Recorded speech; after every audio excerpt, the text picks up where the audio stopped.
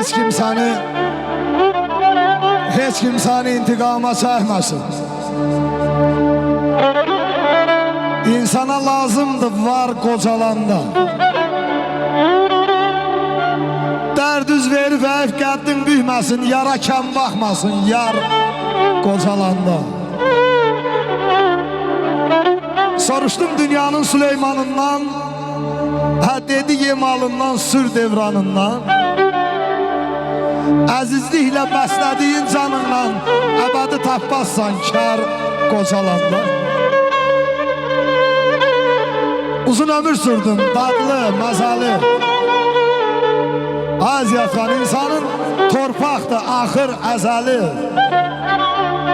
Bu dərdə dözərmi miskinli vəli, bəyənmir tərlanı sar qocalanda.